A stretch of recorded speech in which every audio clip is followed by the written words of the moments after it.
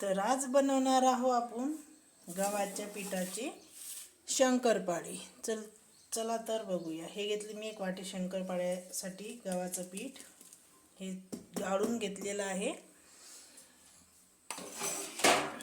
आणि त्यातनी टाकणार आहोत आता मी तीळ थोडेसे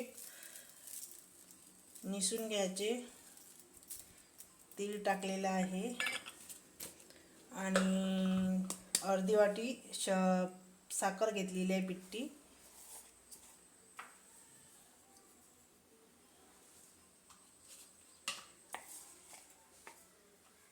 आणि मीठ घेऊया। हे टाकलेलं आहे मीठ। हे थोडंसं मिक्स करून घ्यायचं। मिक्स केल्यानंतर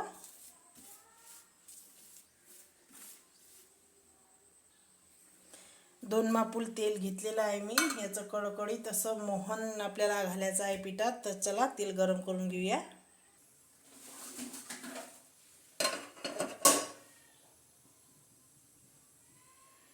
गॅस थोडासा कमी करायचा आणि तेल असं खूप छान मस्त तापून घ्यायचं।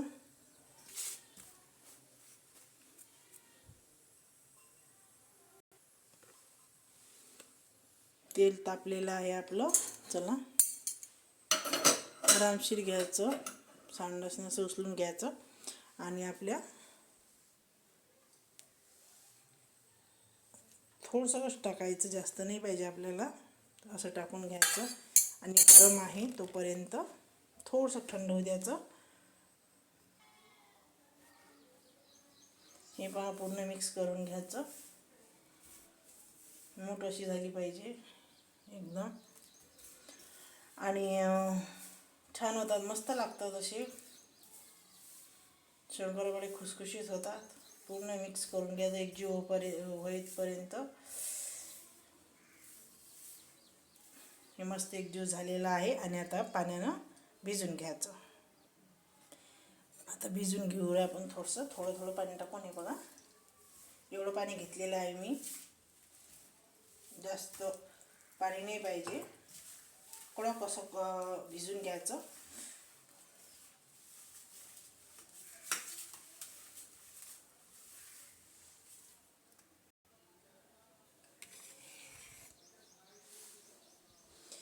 हे पहा शंकरपाळीचं पीठ मी भिजून घेतलेलं आहे।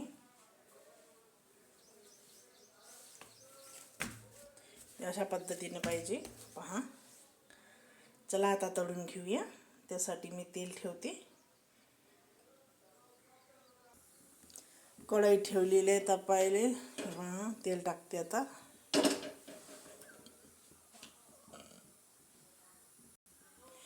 तेल अगदी मी थोडंसंच टाकणार आहे पहा। एवढं बस झालेलं आहे तेल। आणि तेल तापेपर्यंत आपण इकडे याचे 2 गोळे करून घेणार आहे आणि थोडंसं तेल लावून असं लाटून घेणार आहे। पोळीसारखं लाटून घ्यायचं आहे आपल्याला।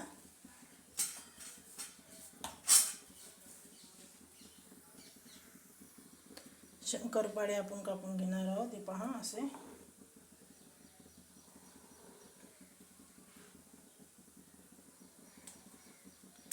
कशाही पद्धतीने आपण हे कापू शकता। मी चौकोनच कापणार आहे। हे पहा अशा पद्धतीने। हे काट नाही घ्यायचे कारण की ते बारीक तेलात खराब होतात, जळतात ते लवकर। असे कापून घेणार आहेत मी, घेतलेले आहे। चला तेल तपलं का आपण पाहूया। एक गोळा टाकून तर असंच जास्त तपलं, थोडंसं गॅस कमी करते मी। शंकरपाळ्याला जास्त तेल तापलेलं नाही पाहिजे। तर चला पाहू। असे कापून घेतलेले आहेत मी मस्तपैकी। आणि चला तेलात सोडू आता।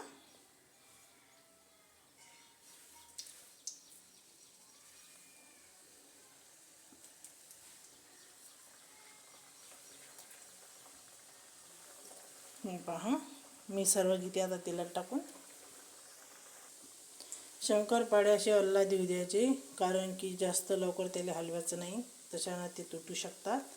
थोडेसे तेलात झाले की नंतर मी सांगतेच तुम्हाला. असं थोडंसं चेक करत राहायचं,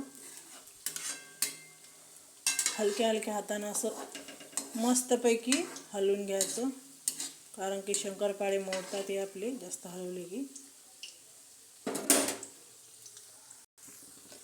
3 ते 4 मिनटं असे तळायला लागतात. पहा थोडासा कलर आलेला आहे आपल्या शंकरपाळ्याला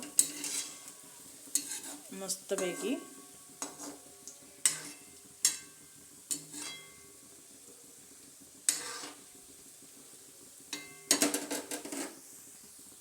हे पहा मस्त आपले शंकरपाळे असे झालेले आहेत. पहा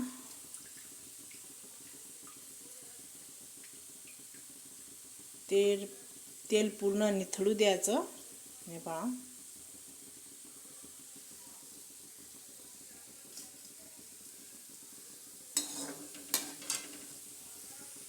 तर अशा प्रकारे आपले शंकरपाळे झालेले आहेत.